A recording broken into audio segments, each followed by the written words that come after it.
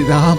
ई वेश में बिना पादुका ही घोर वन में 14 बरस कैसे बिताएंगे? हमरा तो ये विचार से मन बैठा जा रहा है। हमने केवल वस्त्र ही नहीं, अपनी संपूर्ण जीवन शैली, अपने जीवन का मार्ग भी बदल लिया है निषाद राज। यही वरदान है हमें। राजकुमार तो साधारण जन से घुल मिल नहीं पाते, किंतु अब हम साधारण प्रजा की भांति सबके साथ घुल मिलकर जीवन का सत्य खोजेंगे। एक वनवासी का जीवन जीकर पिताश्री का वचन निभाएंगे।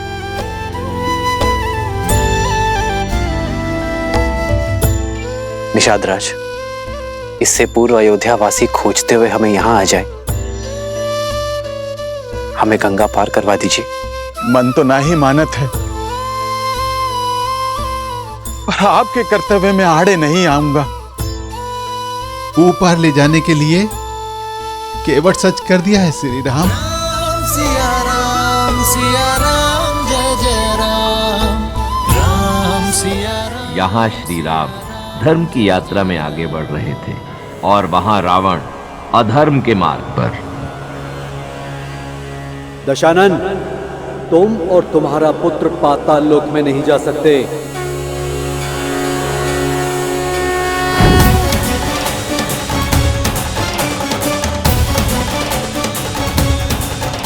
प्रणाम वरुण देव। ये निर्णय लेने का अधिकार तुम्हारा नहीं है वरुण देव। पुत्री सुलोचना नाग कन्या है, वो जिसे चाहे अपने साथ अपने लोक ले जा सकती है। पाताल लोक का रक्षक होने के नाते यह मेरा उत्तरदायित्व है कि जिस रावण की छाया भी युद्ध, मृत्यु और दुख की सूचक है, ऐसे दुष्ट, अधर्मी, पापी राक्षस के पग अपने लोक में ना पड़ने दूंगा। वरुण देव, आप भले ही पाताल लोक के रक्षक हैं, पर मैं भी नागराज वासुकी की पुत्री हूं। आप मेरे ससुर श्री का अपमान कर रहे हैं। मैं केवल तथ्य बता रहा हूं पुत्री, ऐसे अधर्मी का मेरे लोक में स्वागत नहीं है। वरुण देव!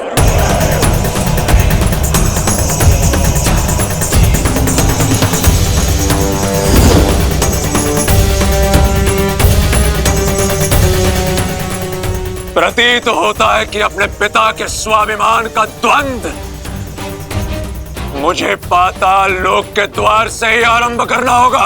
अपने दायित्व पूर्ति के लिए यदि युद्ध का स्वागत भी करना हो तो मैं सज्ज हूं।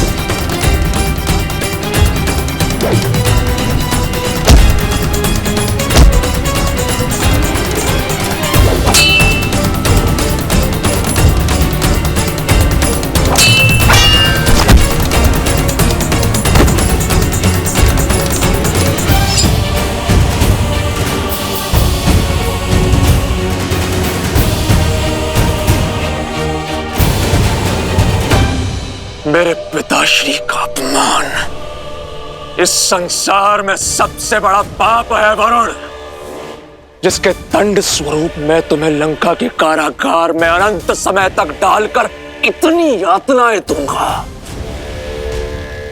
कि तुम अभी इसी क्षण दशानन से अपनी मृत्यु मांगोगे। मेघनाद, अद्भुत, मुझे गर्व है तुम पर पुत्र। युद्ध हुआ है तो उसके नियम का पालन भी होगा। यदि कोई वीर अपने शत्रु को परास्त कर जीवन दान दे दे तो हारने वाले का धर्म है कि वो विजेता की हर बात माने, क्योंकि जिसने जीवन दान दिया जीवन उसका हुआ, है ना वरुण देव? तो नियम अनुसार तुम हमें पाताल लोक जाने से रोकोगे नहीं, और धर्म अनुसार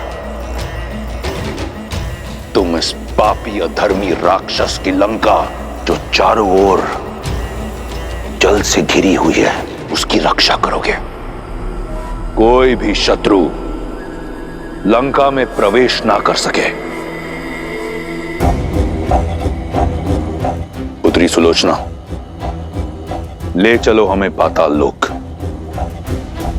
विद्युत जीवा के अध्याय का अंत करने का समय आ गया है।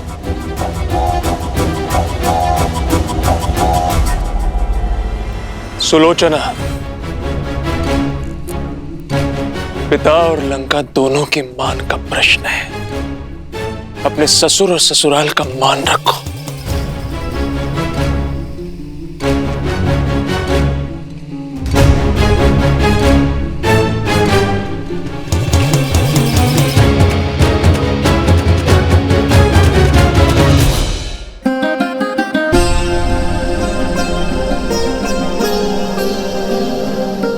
अब तक के सहयोग के लिए धन्यवाद अमात्य। अब आप अयोध्या लौट जाइए। यह आज्ञा मत दीजिए कुमारा। वनवास का प्रतीक पूर्ण हुआ। 14 प्रहर बीत गए, मानो 14 वर्ष बीत गए। लौट चलिए मेरे साथ। महाराज की भी यही इच्छा है। जब मार्ग सत्य का हो तो भेद नहीं खोजे जाते अमात्य। रघुकुल की रीत तोड़कर मैं अपने पिताश्री के पास तो लौट जाऊंगा, किंतु अपने पुरखों को मुख कैसे दिखाऊंगा? देवी सीता, आप तो हट त्यागी। महाराज की आशा है मैं कम से कम आपको लेकर ही लौटूं। जो आशा अधर्म का आधार बने वो शुभ फल नहीं लाती अमात्या। और मेरा धर्म तो सप्तपदी के साथ ही श्री राम के धर्म से जुड़ गया था।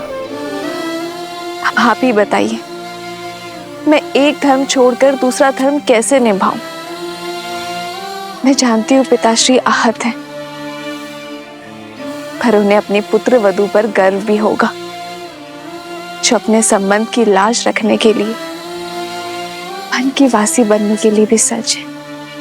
अयोध्या के पुत्र वधू के साथ ये व्यवहार उचित नहीं है। समझाइए ना इन्हें। धर्म के पद का नियम है अमात्य। पहला पग कठिन होता है,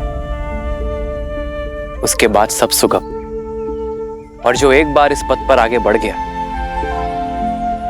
वो फिर पीछे नहीं मुड़ता।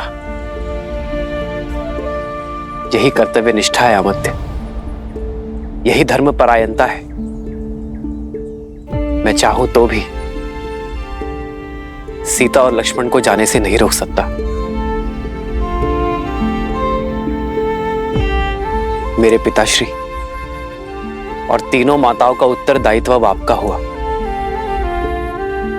और अयोध्या के भावी राजा मेरे प्रिय भरत को ढेर सारा आशीर्वाद और प्रेम अवश्य दीजिएगा अमात्य। जो आज्ञा कुमार।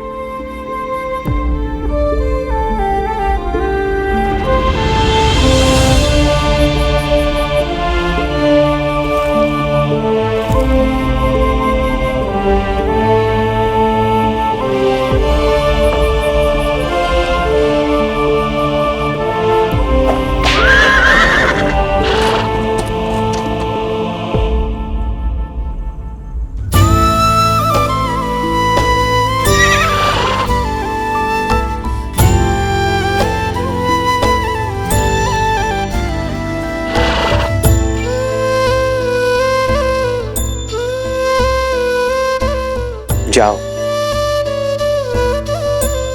अमात्य सुमंत्र के साथ अयोध्या लौट जाओ।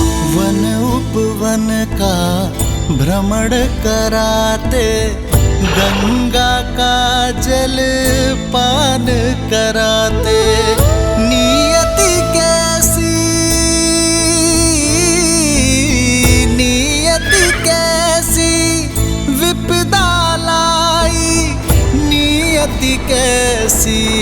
विपदा लाई। राम सिया राम जय जय राम। राम सिया राम जय जय राम।